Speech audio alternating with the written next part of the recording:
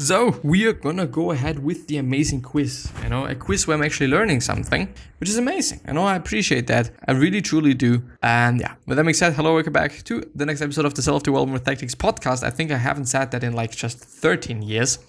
But we're gonna go ahead, straight, straight like me, straight like a bullet, I don't know. If you need straight like this needle there, If you need to reattach a button to a shirt, you need to start with which of these steps? Double knot the needle, tie off the thread, create a shank, create an anchor point. Well, because of my lack of vocabulary, I'm just gonna choose this one. Create an anchor point. Creating an anchor point starts with the back of the fabric. You want to run the threaded needle through the front, then to the back, then to the front again. This creates an X shape to show where your button will be placed and adds extra reinforcement for your stitching. Amazing, top. I appreciate that, I guess. Oh no, you grab the jacket and your way out the door, but the zipper is stuck. What is a quick fix to unstuck it? Glass cleaner, peanut butter, flour, motor oil. I would say actually motor oil, but it's gonna ruin your fucking...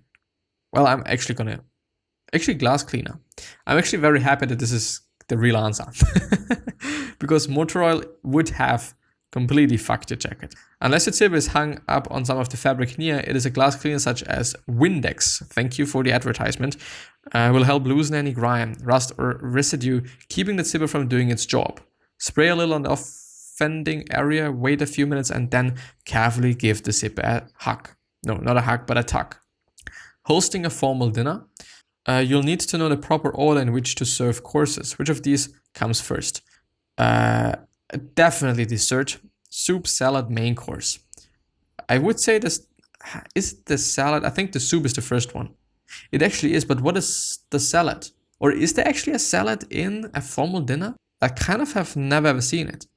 I just only know, okay, you're having different courses, where the first course is probably going to be a soup or something, or antipasti, or just something else for, kind of just making your digesting system start working and stuff, which kind of actually, and this is something that I appreciate, if you're just eating in a very well restaurant, then there seems to be actually the case that they think about how you're digesting it, they think about the order of how they're giving it to you and how you're eating the food essentially.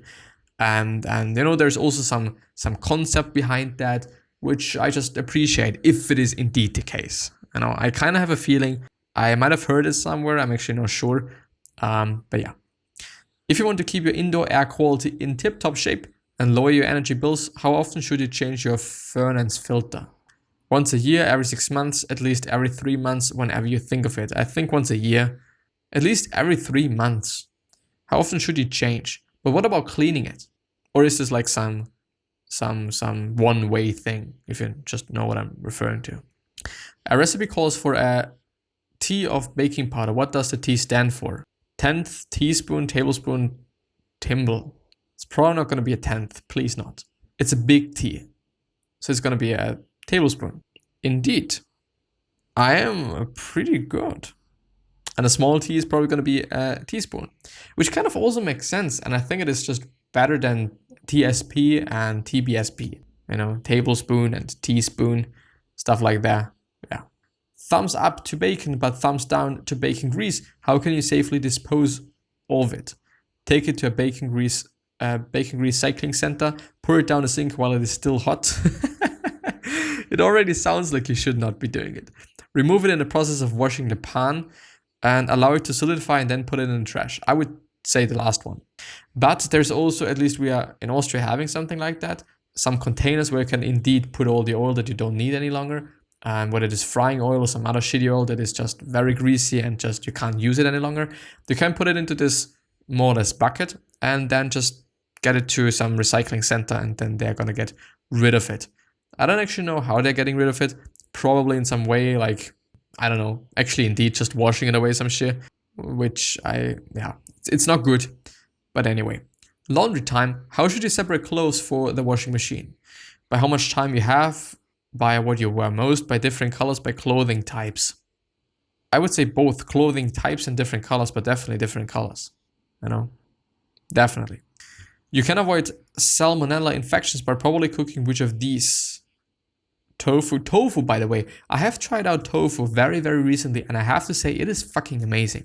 I do have to admit that I've been cooking it with quite a lot of oil, and definitely some spices, but this is not that of a bad thing, but definitely quite some oil. But I've been able to just get it just a little bit crusty, and I like the natural flavor of tofu, to be honest. I think it is really good. Chicken macaroni salad. It's gonna be the chicken, even though I think at this point in time the chance of getting some salmonella infection is way lower, but I don't know, just cook it well. I am actually just really fine with dry chicken. I'm not like, okay, it really has to be like wet inside and stuff like that. I don't know. I do just want to make sure and want to be sure that I'm not gonna get any fucking problems with anything. Also with eggs, I don't also care if they're just a little bit like crumbly and dry and stuff. But yeah, you're ironing a linen shirt. On which side should you place the iron? Either right or wrong side, the left side, the wrong side, the right side. I don't know, either. Okay, yeah, not on both sides, but either. Making your own clothing, this pair of scissors will help you reduce fabric fraying. What are they called? Buttonhole shears, craft scissors, office scissors, pinking shears. I do want to go for pinking shears, but buttonhole shears makes sense. Fuck. It's the pinking shears. Fuck you. According to experts, you should always wash which of these before preparing? Yogurt, steak, bacon, eggs. I hope it's not yogurt because it's gonna make a mess. Eggs probably also not. Bacon could be the case and steak could also be the case, but I'm gonna go for the steak. Eggs. Believe it or not, Home blah blah blah stated that you should rinse off eggs before using them in food preparation. Why? Because the contents of an egg brush over the outside shell when cracked, tramping any bacteria from the shell into the egg itself. Huh? Well, I mean, I get the point of them, It's not like I don't get it. But anyway. How many hours of sleep does a 6-year-old require? Probably around 12, I would say. Yes, indeed. It's, by the way, pretty interesting, that the younger we are, the more sleep we need, and then we get gradually less sleep, or we need less sleep. And then when we are older, we also seem to need more sleep, even though there is a lot of elderly folks that are having really intense problems with sleeping. And I do have a feeling that I've once heard that when you're old, then there's also not that of a big deal with sleeping. So it is also fine. But I'm not sure. What is the best way to quickly and safely put out a greasy fire?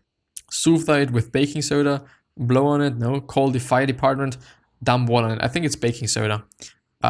Even though I do think that you really have to be conscious about the fact that it is very fine, powdery stuff. And if you're just blowing it, it's gonna fuck everything. Which is actually also the case if you're having flour and you're just blowing it against the flame or some stuff, then it is immediately gonna catch on fire and it's gonna be just a whole mushroom. Not good. Really not good. So I don't know, definitely not blowing it. This is, I think, the point that I'm willing to make.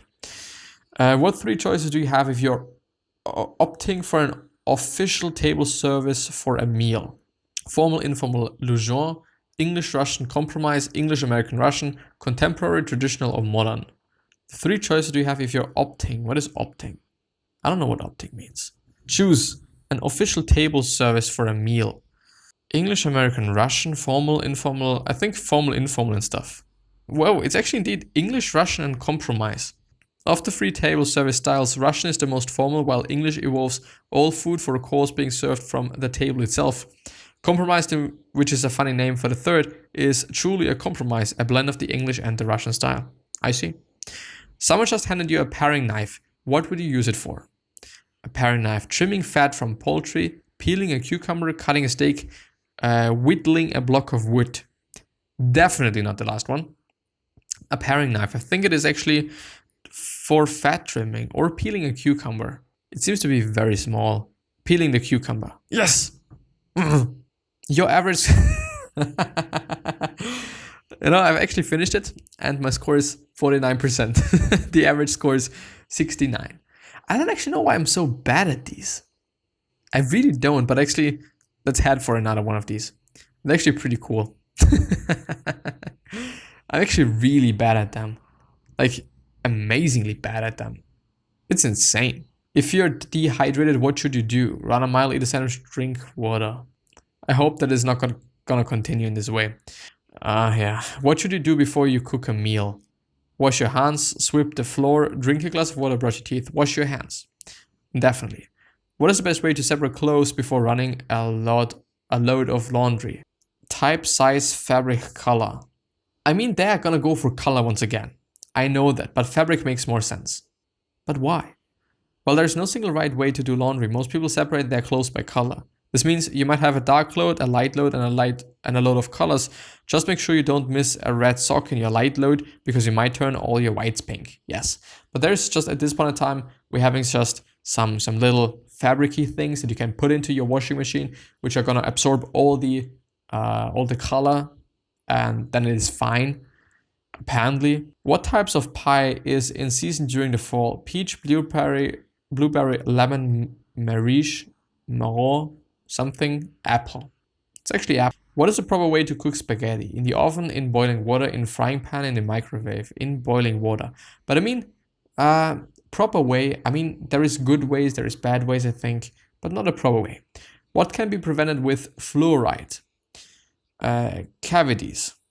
I've kind of half just guessed it, to be honest, but I knew it has something to do with your teeth, and all the other things just seem to not be like teethy. Yeah. Stop, drop, and roll is what you should do in the event of a flute, fire. This easy to remember fire safety sequence should be taught to children so they know what to do if their hair or clothing catches fire. There's even an old catchy song that goes with this phrase. Sodium is the main ingredient in which of these? Salt.